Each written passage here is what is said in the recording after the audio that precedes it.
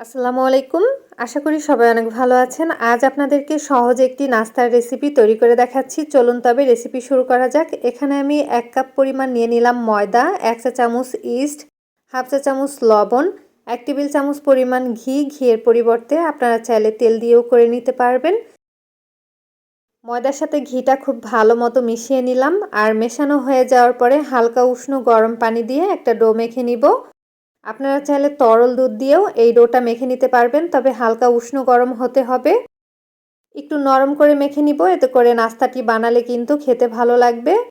রেস্টে রেখে দিব প্রায় 30 মিনিটের জন্য। হাতে সময় থাকলে আপনারা চাইলে কিন্তু আরও বেশি সময় ধরেও রেস্টে রেখে দিতে পারেন। ঢাকনায় একটা ছিদ্র ছিল, সেটা আমি টিস্যু পেপারের মাধ্যমে বন্ধ করে দিচ্ছি। নাস্তার জন্য পুর বানাবো, সেজন্য এখানে নিয়ে নিলাম 1.5 টেবিল চামচ পরিমাণ তেল। বড় সাইজের একটা পেঁয়াজ কুচি, পেঁয়াজটা তেলের সাথে কিছুক্ষণ ভেজে নিব।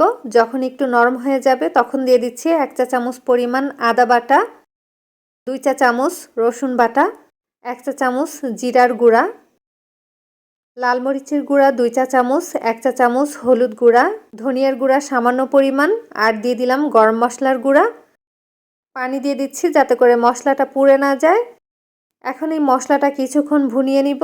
যখন ভুনানো হয়ে যাবে তখন এই মশলার মধ্যে আমি দিয়ে দিব কলিজা। আমি এখানে মুরগির কলিজা নিয়েছি, সিদ্ধ করে ছোট ছোট টুকরো করে কেটে নিয়েছি। আপনারা চাইলে কিন্তু মুরগির কলিজার পরিবর্তে গরুর কলিজা দিয়েও এই পুরটা তৈরি করে নিতে পারবেন। কিছুক্ষণ ভুনিয়ে নিব। এখন কিন্তু অনেকটা ভুনিয়ে নেওয়া হয়ে গেছে। যেহেতু এগুলো আগে থেকেই সিদ্ধ করে নিয়েছিলাম, তাই পানি দেওয়ার কোনো দরকার নেই। শেষের দিকে দিয়ে দিচ্ছি ধনিয়া পাতা কুচি। ধনিয়া পাতাটা দিলে কিন্তু খুব সুন্দর একটা ঘ্রাণ আসবে। ধনিয়া পাতা কুচি দেওয়ার পরে আরও 1 মিনিট ভালো মতো নেড়ে ভেজে নিব। এখন কিন্তু এই পুরটা পুরোপুরি তৈরি হয়ে গেছে। আমি চুলাটা বন্ধ করে একটা পাশে রেখে দিচ্ছি। ঢাকনাটা তুলে নিচ্ছি।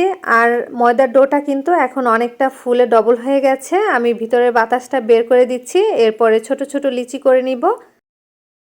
এখানে যেহেতু 1 কাপ পরিমাণ ময়দা নিয়েছিলাম, তাই আমি 5টি লিচি করে নিচ্ছি। আপনারা চাইলে কিন্তু বেশি পরিমাণে বানালে সেক্ষেত্রে ময়দার পরিমাণটা বাড়িয়ে দিতে হবে। এবার এখান থেকে ছোট একটা বল নিয়ে হাতের সাহায্যে এরকম চ্যাপ্টা করে নিব।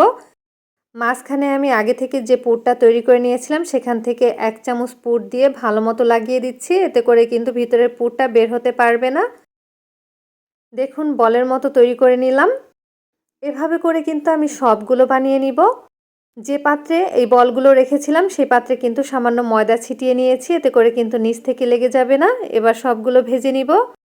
ভাজার জন্য পরিমাণ মতো তেল দিয়ে দিলাম। আর তেলটা যখন হালকা গরম হয়ে যাবে তখন একটা একটা করে দিয়ে দিচ্ছি। অতিরিক্ত গরম তেলে দেওয়া যাবে না, তাহলে কিন্তু সঙ্গে সঙ্গে পুড়ে যাবে।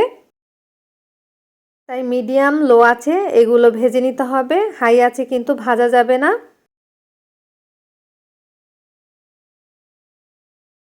যখন কালারটা চেঞ্জ হয়ে যাবে তখন কিন্তু চুলার আঁচটা একটু বাড়িয়ে দিতে হবে।